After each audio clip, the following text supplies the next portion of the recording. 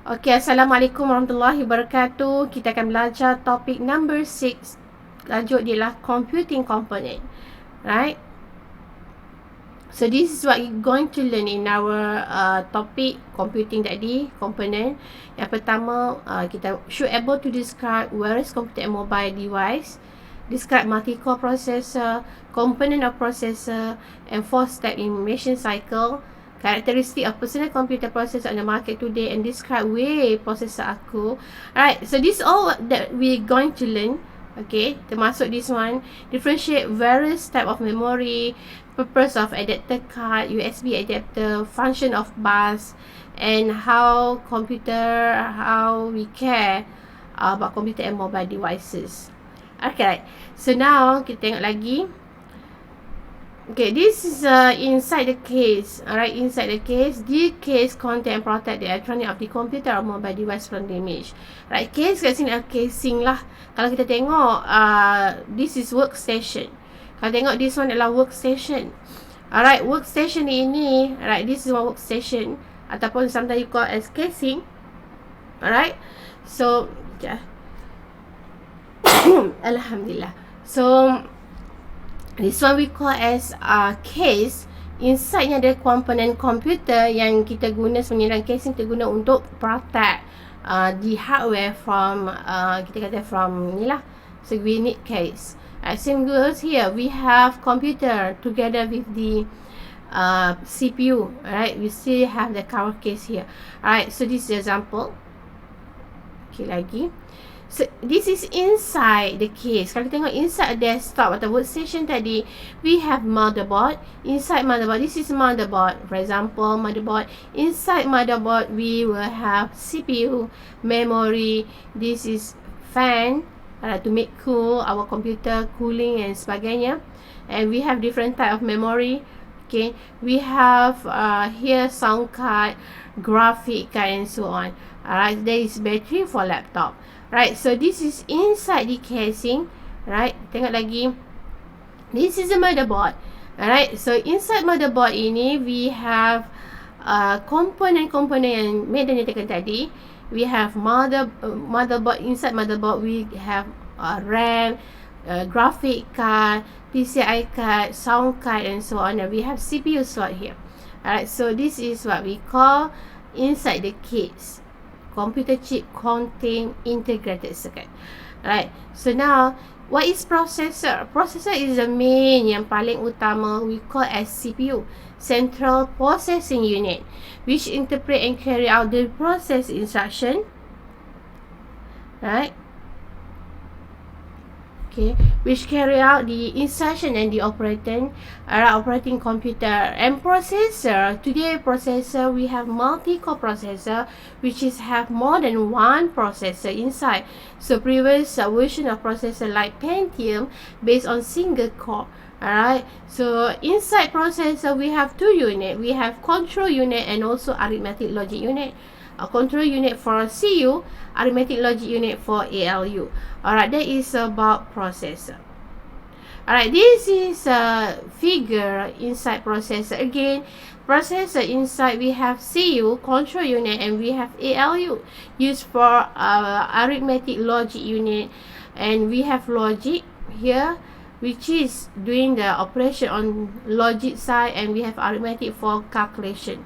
Alright, this is memory. Right, inside memory we have output devices, we have input, and we have storage devices. Alright,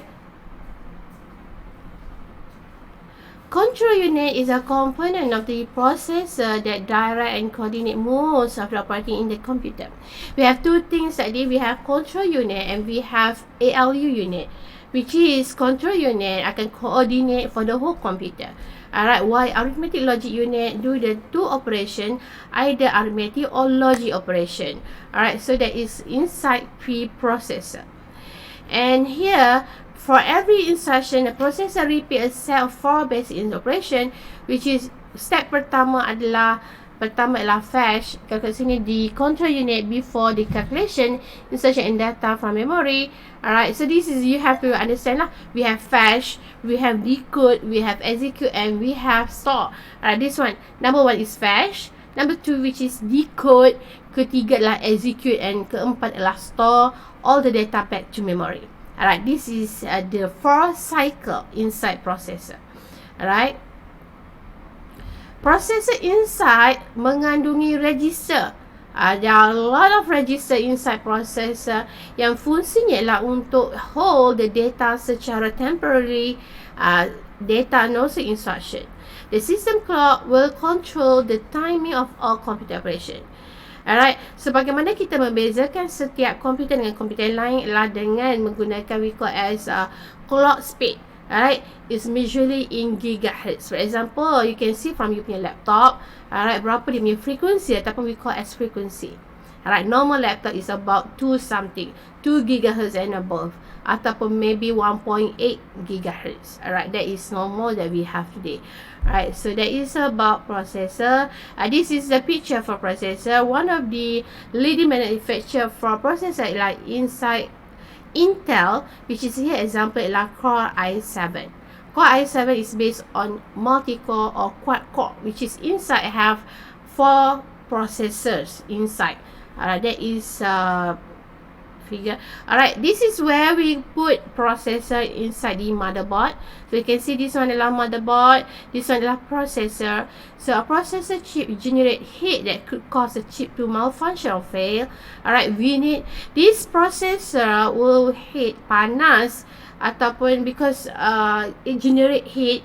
Alright, harbor, alright, which is akan menyebabkan the whole function, the whole computer will fail dan sebagainya. So we need fan here. We need cooling system like heat sink fan. Alright, we need cooling liquid here, and this is how we this is how the processor being protected lah from heating. Alright, so now this is processor. Next, we look at on cloud. Okay. Home and business user choose cloud computing for a variety of reasons. Pertama adalah accessibility, easy, cost saving, space saving, and also scalability. That is why we choose cloud computing for home and business user. Alright, so data will be represented dalam dua bentuk, either in analog ataupun dalam digital. Analog signal are continuous and vary in strength and quality, while digital signal have only two, on or off. Alright, so most computer are digital system. And example, we look at on example like analog system, like we have for for ASRO, that is analog, right? And then radio, one of the example for analog version, right? And then computer, most of the computer are digital, and we use 2 digits 0 and 1, bits or byte, right? So that is data representation. Alright, this one tak ada apa sebenarnya, because this just represent apa itu 1, apa itu 1, ataupun 1 apa itu 0, 1 equal to on, 0 equal to off. Alright, seterusnya this is okay, so this is how a letter is converted to binary form and back. Alright, so this is how it's something like we use a keypad here. We press the input from the keypad or keyboard. Alright, this we call as decimal. This decimal will convert to the binary by processor.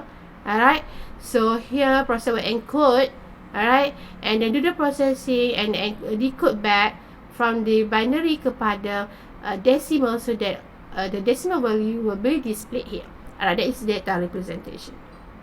Memory is an important part of the computer, which is consists of an electronic component that store information waiting to be executed by the processor, data needed by those instruction and processor data. Alright, so inside there are 3 basic or category of item, either OS or program, application, data being processed and resulting information. So there is memory, di mana it store data. There are 2 type of memory. Kita ada memory, physical memory ataupun that is physical memory. We have another memory we call as secondary memory. Alright, physical memory is like RAM or memory ROM, which is very important to store the operating system and to hold the data or instruction, while secondary devices seperti hard disk, pen drive. Alright, so that is 2 different. Alright, so that is about memory. Alright, again, each location in memory has address, di mana memory will be measured in gigabyte, but today we have terabyte. Like example, we have hard disk until terabyte, right? So now memory, dah tu type memory sama ada ROM or RAM. RAM adalah kalau kita tengok kat sini, RAM adalah volatile memory, alright, while ROM adalah non-volatile. Apa maksud volatile?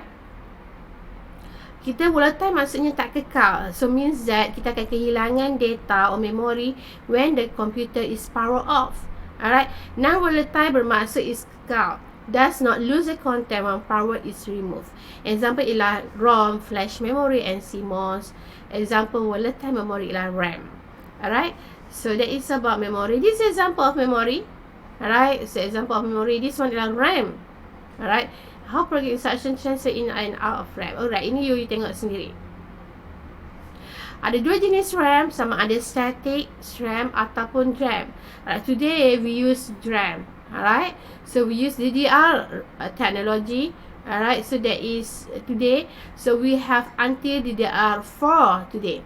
Alright, so this one you can see the difference here. We have technology different for DRAM. Alright, so we use dynamic RAM for today, and here the technology until DDR4, which is here kalau tengok DDR4 is 4th generation of DDR and very fast compared to DDR3. Alright, so that is about memory. Ada lagi, ini adalah memory chip for memory. Alright, so you boleh Google, you will see DDR4 is similar like DDR3. Alright, so the figure ataupun gambar dia lebih kurang macam ini. Alright, so there are another one, alright, adalah we call as cache. Ia juga adalah considered as memory, but cache ini berada dalam processor. You can see this is a cache. Alright, so cache adalah temporary memory which is located in CPU. Cache hold the temporary memory, alright, which frequently accessed by processor. Maksudnya data yang selalu diakses by processor will be stored secara temporary dekat cache. And you can see, let's say you have i5, i3 or i7, the difference between these, alright, version of computer ataupun version of laptop you have adalah cache. Alright, the expensive of course which having cache yang lagi besar lah, because it will able to hold the temporary data dalam kapasiti yang besar. Alright, dan that is high performance. Alright, so that is about cache. Alright, we have L1, L2, until today we have L3 cache. Alright, so cache is much faster than RAM, di mana dia berada dalam processor. Alright. Alright, ROM refer to memory chip, which is permanent data and instruction. ROM biasanya kita store this ROM dalam, kita panggil dalam devices seperti apa, any computer device, like robot, something like we call it use in embedded segment seperti robot, application, toy. Alright, kita guna ROM ini untuk kita embedkan ataupun build-in kan memory chip together. Alright, contoh kita nak buat remote car.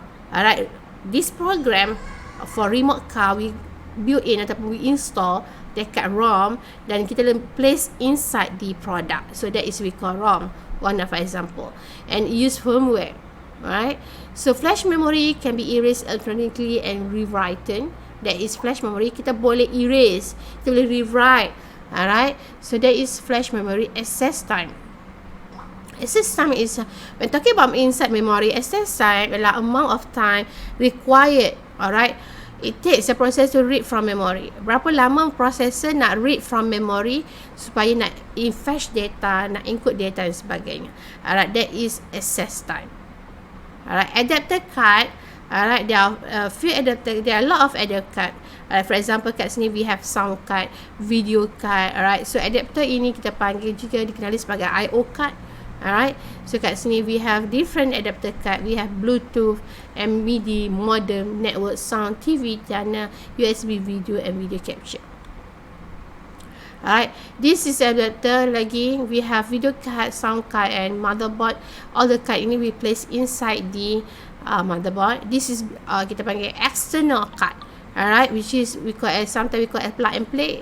Alright, so for example, we use a pen drive, USB port, slot in the pen drive, and then that one we call as plug and play. We don't need the driver in order to make sure that device is working. Alright, so that is adapter. Again, USB tadi, we have USB device, which is kita place to USB port. Alright, and then we can get automatically will be detected. Alright, so that is the thing.